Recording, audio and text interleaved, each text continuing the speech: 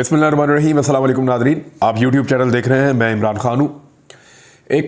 मैं वीडियो देख रहा था और उस वीडियो में एक साहब ने बहुत इख्तिसार के साथ एक बड़ी ज़बरदस्त मिसाल दी और बताया कि ये पाकिस्तान में हो गया और टेंशन मुक्की। मैं वही मिसाल आपको दे देता हूँ। एक सिख था और उसके हमसाए में एक आदमी रहता था। उसके ना सींग बहुत, उसकी गाय के सींग बहुत लंबे थे। वो रोज़ाना ये सोचता था कि अगर इस गाय की जो सींग है उसमें मेरी टांगें फंस गई तो क्या होगा।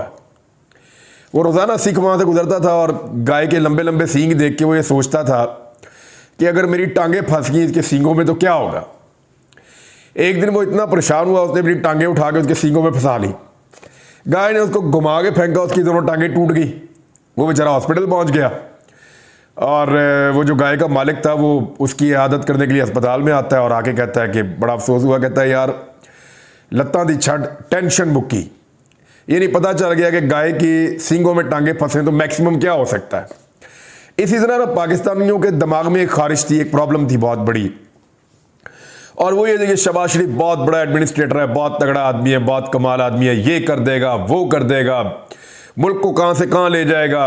इवन ये बयानिया बनाया गया कि जब नवाज शरीफ और शहबाज शरीफ जिला वतन हुए तो परवेज मुशर्रफ कहता था कि शहबाज शरीफ तुम आ जाओ, मुल्क संभाल लो, नवाज शरीफ को छोड़ दो। तो एस्टेब्लिशमेंट का बड़ा फेवरेट आदमी है, बहुत कमाल आदमी है, सब कुछ साथ लेकर चलता है, मफावत भी करता है, तरक्की भी करता है, ब्यूरोक्रेसी ये वो, एडमिनिस्ट्रेटर कमाल।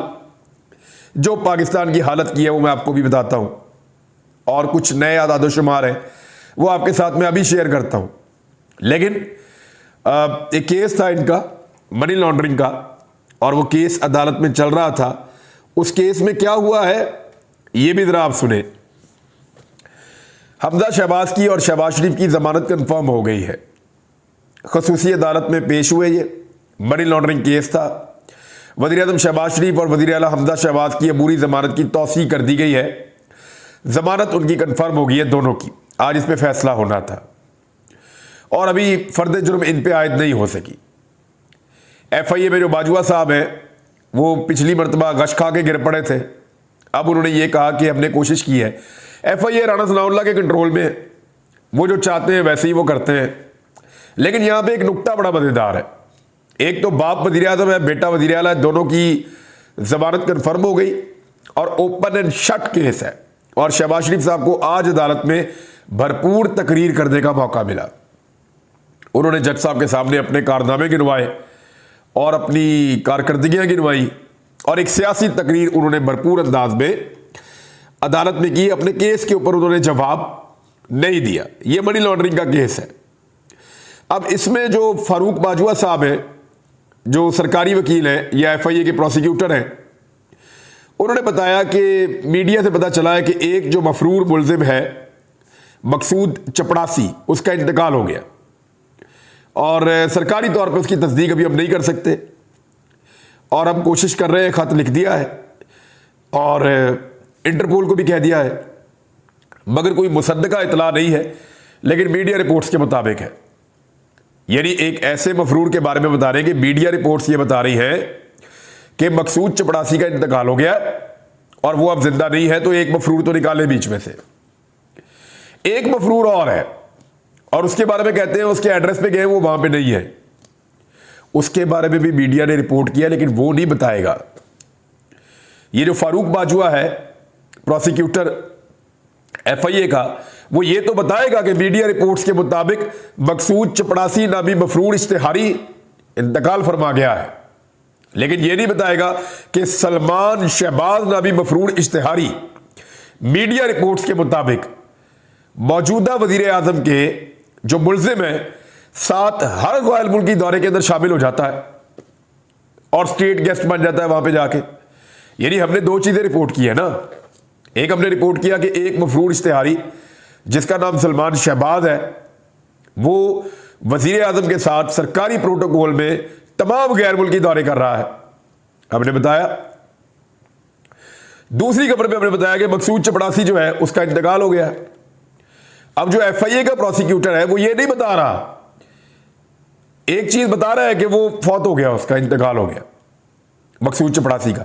यह नहीं बता रहा कि सलमान शहबाज जो इश्तिहारी मुजरिम है, जो अपने एड्रेस पे तो नहीं मिल रहा, लेकिन मीडिया रिपोर्ट्स के मुताबिक वो वजीर आजम के साथ फिर रहा है, वजीर आजम के साथ सैरें कर रहा है और सरकारी मेहमान बन के तमाम मुल्कों के अंदर गैर मुल्की दौरों में साथ जाता है। यह नहीं बताता। तो यहां से आप अंदाजा कर ले कि FIA किस तरीके से मैनेज हो रही है और किस तरीके से उसको मैनेज किया जा रहा है। अब जो 2000 रुपए देने का ऐलान किया था सरकार ने, वो 2000 रुपए तो देने, लेकिन करोड़ों रुपए के इश्तिहारात चलवा दिए। यानी गरीब को देने हैं 2000 रुपए महीना और उसकी तशहीर के लिए करोड़ों रुपए के इश्तिहारात अखबारात को दे दिए, हर एक को दे दिए कि चलाओ इन इश्तिहारों को, ले लो पैसा। मीडिया के ऊपर अंधाधुंध पैसा खर्च कर रहे हैं। इमरान खान ने कल बात करते हुए कहा था कि हमने अपने दौर में पैसे कंजूसी के साथ खर्च किए, क्योंकि अवाम के पैसे थे, हमने मीडिया को भी उस तरह नहीं दिए, जहां जरूरत थी वहां खर्च किए। तो इसलिए मीडिया यहां पे बावला हुआ फिरता है और हर तरीके से इस इंपोर्टेड सरकार को सपोर्ट करता है। और चीजें आप देखें, इमरान खान साहब के दौर में GDP का साइज कितना बढ़ गया है वो भी आपको बताता हूं, लेकिन एम्प्लॉयमेंट की जो जनरेशन है, पीपल्स पार्टी के दौर में हर साल 14 लाख लोगों को नौकरियां मिलती रही, नून लीग के दौर में हर साल 11 लाख लोगों को नौकरियां मिलती रही, PTI के दौर में हर साल 18 लाख लोगों को नौकरियां मिलती रही। हालांकि कोरोना वायरस PTI के दौर के अंदर आया, 2.5 साल के लिए पूरा दुनिया बंद थी, लेकिन इसके बाद यानी 3.5 साल हुकूमत की है, बीच में से 2.5-2 साल तो कोरोना की वजह से दुनिया बंद थी, लेकिन 18 लाख नौकरियां हर साल इमरान खान ने दी है, 11 लाख नवाज शरीफ ने दी है और 14 लाख आसिफ अली जरदारी ने हर साल पाकिस्तानियों को नौकरियां दी हैं। जो ज़रूरी पैदावार है उसमें 60% का इजाफा हुआ तहरीक इंसाफ के दौर में, 60%। और इसके अलावा भारत के साथ अगर आप तरक्की का मुकाबला करें तो पाकिस्तान ने तरक्की की है इमरान खान के दौर में 13.82%, लगभग 14% के करीब, और भारत ने की है 12.4%। तो पाकिस्तान भारत से ज्यादा शरह से तरक्की कर रहा था तारीख में बहुत लंबे अरसे के बाद।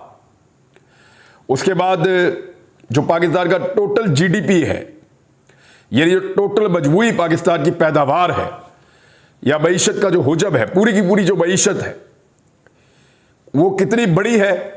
नवाज शरीफ के दौर में 315 अरब डॉलर थी, 315 अरब डॉलर। इमरान खान साहब के दौर में 383 अरब डॉलर तक पहुंची और 21% का इजाफा पाकिस्तान की मईशत के मजमूई साइज के अंदर इमरान खान साहब ने किया है। और कोरोना वायरस के बावजूद, कोरोना ना होता तो हो सकता है वो 100% इजाफा कर देते, लेकिन कोरोना के बावजूद 21% उन्होंने इजाफा किया है। जो बैरून मुल्क पाकिस्तानी पैसा बेचते हैं, नवाज शरीफ 19.5 अरब डॉलर, इमरान खान 31 अरब डॉलर तक लेकर आए सालाना, और यह 60% का इजाफा है।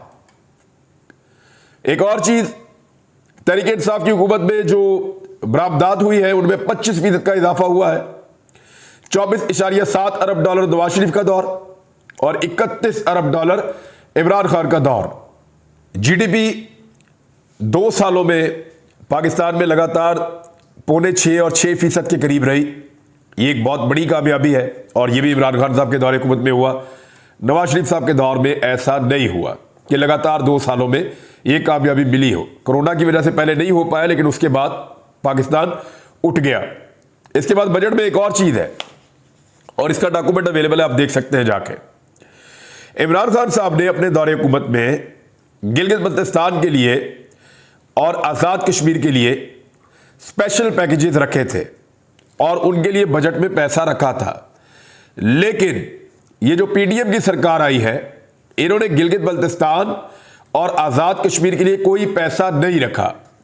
यानी आज़ाद कश्मीर अफेयर्स और गिलगित बल्तिस्तान के लिए इमरान खान साहब के दौरे हुकूमत में 70 अरब रुपए रखे गए थे, जबकि शहबाज शरीफ साहब ने 0 रुपए रखे। 0 लिखा हुआ है बजट की दस्तावेज के अंदर कि इन्होंने 0 रखा हुआ है बजट, जबकि इमरान खान साहब ने 70 अरब रुपए इन 2 मुल्कों के लिए दो इलाकों के लिए, सॉरी, एक तो आज़ाद कश्मीर है, उसको एक मुल्क का स्टेटस है और वो पाकिस्तान के साथ उनका दिल धड़कता है, उनका है, और वो पाकिस्तान के साथ उनका दिल धड़कता है, उनके वजीर आज़म है, और एक गिलगित बल्तिस्तान है जहां पे वजीर आला है। तो 70 अरब रुपया स्पेशली इमरान खान साहब ने रखा था, लेकिन शहबाज शरीफ ने उनके लिए कुछ नहीं रखा। इस वक्त का जो लेटेस्ट आदादुशुमार आ रहे हैं उनके मुताबिक, लेटेस्ट जो आदादुशुमार है इस हफ्ते के, महंगाई की शरह हुकूमत तो दावा कर रही है ना कि 15% से कम है, लेकिन अभी अखबारात में छप गया है और सरकारी आदादुशुमार भी आ चुके हैं।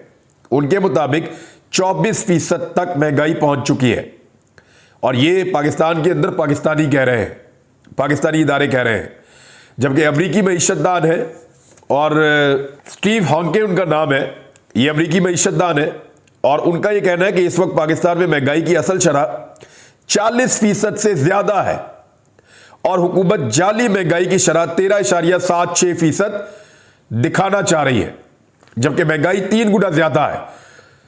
जबकि इस हफ्ते के जो आदादोशुमार आए हैं वो ये बताते हैं कि 24% तक पाकिस्तान में महंगाई पहुंच चुकी है। बदकिस्मती से मुस्लिम लीग नून ने जब कतर के साथ गैस का मुआहदा किया था वो 13.37% पर किया था, जबकि इमरान खान साहब ने जब ये मुआहदा किया तो इमरान खान साहब की हुकूमत ने 10.20% पर किया था। यानी इस डील के नतीजे में पाकिस्तान को 10 साल में $3 अरब की बचत होगी, और ये एक बहुत बड़ी रकम है। इतनी रकम है जितनी सऊदी अरब आपके पास रखवाता है, तो बाद में आपको मुसीबत पड़ जाती है जब वो वापस मांगते हैं तब। 33 अशिया इस हफ्ते महंगी हो गई है, आलू और इसके अलावा टमाटर, घी, कुकिंग ऑयल, ये सारी चीज़ें महंगी हुई है। सिर्फ 5 चीज़ें ऐसी हैं और जिनकी कीमत 13 चीज़ें, एक और 8, 18 चीज़ें, यानी 33 चीज़ें महंगी हो गई हैं। 18 चीज़ों की कीमत में इस्तेहकाम रहा है। यानी जो आपकी फूड बास्केट है या जो आपकी पाकिस्तान के अंदर जो एक बास्केट बनाई गई है जिसमें ज़रूरियात ज़िंदगी का रखा गया है कि ये सारी चीज़ें इसमें शामिल होती हैं, उनमें से ज़्यादा चीज़ें हर हफ्ते बहुत ज़्यादा महंगी होती चली जा रही हैं और 24% तक महंगाई बढ़ गई है। गरीब आदमी के ऊपर जिस किस्म का बोझ इस हुकूमत ने डाला है इससे पहले कभी नहीं आया। यानी वो जो सिख की गलतफहमी दूर हो गई थी और टेंशन खत्म हो गई थी कि इस गाय के सींगों के अंदर पाँव फंसाऊंगा तो क्या होगा, तो पाकिस्तानियों की भी टेंशन अब दूर हो जानी चाहिए कि शहबाज शरीफ इतना ही बड़ा एडमिनिस्ट्रेटर था कि लंबे बूट पहन के बारिश में खड़े हो गए, इतना ही एडमिनिस्ट्रेटर था कि ब्यूरोक्रेसी को डांट लिया, उंगली हिला दी, फलां को इधर कर दो, फलां को इधर कर दो। और जो इनके बच्चों ने गुल खिलाए, जिस तरह से इन्होंने मनी लॉन्ड्रिंग की है, जिस तरह से इन्होंने पैसा बनाया, जिस तरीके से इन्होंने अपने मुलाजमीन के अकाउंटों के अंदर पैसा डाला। और यही में मैं एक खबर देख रहा था कि जब से इनके केसेस चल रहे हैं, इनके केसेस से वाबस्ता 15 अफराद अब तक हलाक हो चुके। यानी 15 लोग ऐसे हैं जो शरीफ खानदार के केसेस से किसी ना किसी सूरत में जुड़े हुए थे और वो सारे इंतकाल फरमा चुके हैं, वो लोग अब जिंदा नहीं है। तो इनके केस के साथ जुड़ने वाला बंदा मौत के मुंह में चला जाता है और ये जिंदा भी रहते हैं, हशाश बशाश भी रहते हैं और इनके केसेस का नतीजा भी नहीं निकलता। मौजूदा बजट के नतीजे में जो सीमेंट, बजरी और ईंटों की कीमत में भी इजाफा हो गया है। यानी जो कंस्ट्रक्शन की इंडस्ट्री इमरान खान साहब के दौर के अंदर फल फूल रही थी और उन्हें अपना घर की एक स्कीम भी दी हुई थी जिसमें लोग सरकार से पैसा लेकर अपना घर ले रहे थे और फिर आसान किस्तों के ऊपर पैसा वापस कर रहे थे, वो भी खत्म। उसके लिए कोई फंड नहीं रखा गया। जबकि बजट के जो असरात हैं वो सीमेंट, बजरी और ईंटों की कीमत में पड़े हैं और बहुत ज़्यादा कीमतों में इजाफा हुआ है। अब उसकी वजह से ये इंडस्ट्री भी बैठ जाएगी। तो लगातार एक के बाद एक डेंट डाल रहे हैं। एक और खबर आ रही है, इसकी आने वाले दिनों में तस्दीक हो जाएगी कि हुकूमत पाकिस्तान ने ये जो बजट पेश किया है इसमें सोलर्स के ऊपर टैक्स में छूट दे दी है और खास तौर पे उन सोलर्स के ऊपर दी गई है मुबैना तौर पे, क्योंकि आज ये बात डिस्कस हो रही थी। हम बजट डॉक्यूमेंट को देख रहे हैं, इसमें आपको बताया कि ये क्या है, क्योंकि सलमान शहबाज शरीफ का एक ऐसा बेटा है जो शहबाज गिल के मुताबिक वही ये बात तय करके आया है। कुछ और लोग भी ये शिकवा कर रहे हैं मुबैना तौर पे कि सलमान शहबाज तुर्की के दौरे पर था और उसने कोई कारोबारी डील डाली है सोलर बनाने वाली किसी बड़ी कंपनी के साथ, तो तुर्की के स्पेसिफिक जो सोलर्स हैं उनके ऊपर टैक्स की छूट दी गई है, बाकी सोलर्स के ऊपर नहीं दी गई। मुबैना तौर पे ये खबर आ रही है। सोशल मीडिया में बहुत वायरल कर रही है। तो इस किस्म का, और ये साइप्रस की एक कंपनी है। साइप्रस जो है वो एक ऐसा इलाका है जो यूनान और तुर्की के पास आधा आधा है, जजीरा नुमा मुल्क है। तो वहां पे ये सेटअप लगा हुआ है और इसके साथ कोई वायदा हुआ है और इसके नतीजे में इनको टैक्स की छूट दी जा रही है। तो क्या सलमान शहबाज अभी तक बाज नहीं आया? अभी 2 महीने नहीं हुए हुकूमत में आए हुए, फिर दोबारा दिहाड़ियां शुरू कर दी है, जो मुबैना तौर पे सोशल मीडिया पर रोला पड़ा हुआ है। शहबाज गिल ने इसके ऊपर ट्वीट किया है। मुझे डॉक्टर मोहित पीरजादा ने भी कुछ चीज़ें बताई थी, मैं इसको स्टडी करूंगा, आपके साथ शेयर करूंगा इसकी तफसीलात। इस बजट में एक और बड़ी खौफनाक चीज़ हुई है, वो ये हुई है कि IMF के कर्जों और चीन के सेफ डिपॉजिट की मद में रकम मुख्तस नहीं की गई। अब ये बहुत बड़ी रकम है, यानी IMF को अपने कर्जा भी वापस करना होता है, उसकी कोई रकम मुख्तस नहीं की जानबूझकर, ताकि ज्यादा से ज्यादा डिजिट्स का गोरखधंधा दिखाया जाए। अब जितने पब्लिक के मंसूबे हैं वो पैसा निकाल के वापस यहां पे डाला जाएगा IMF के कर्जों में। चीन के सेफ डिपॉजिट जो रहने चाहिए उनके अंदर भी पैसा डाला जाएगा। तो जब इस पैसे को यहां पे एडजस्ट करेंगे तो पाकिस्तान के रिजर्व्स की क्या हालत होगी आप सोच सकते हैं। और जितने अवामी मंसूबे हैं जो इन्होंने अनाउंस किए अवाम के ऊपर एहसान चढ़ाने के लिए, वो सारे इनको वापस लेने पड़ जाएंगे। तो आने वाले वक्त में पेट्रोल की कीमत PTI के नजदीक, जो उनके मईशतदान है, उनका यह कहना है कि 310 रुपए का पेट्रोल होगा 1 लीटर, जबकि बिजली की कीमत भी ये मजीद बढ़ा के 40 रुपए तक यूनिट ले जाएंगे। तो गरीब आदमी खत्म हो जाएगा, वो जिंदा रहने का उससे हक छीन लेगी ये हुकूमत। अच्छा खासा मुल्क चल रहा था, ये तजर्बा किया पाकिस्तान के साथ इन्होंने। अब तक के लिए इतनी अपना ख्याल रखिएगा।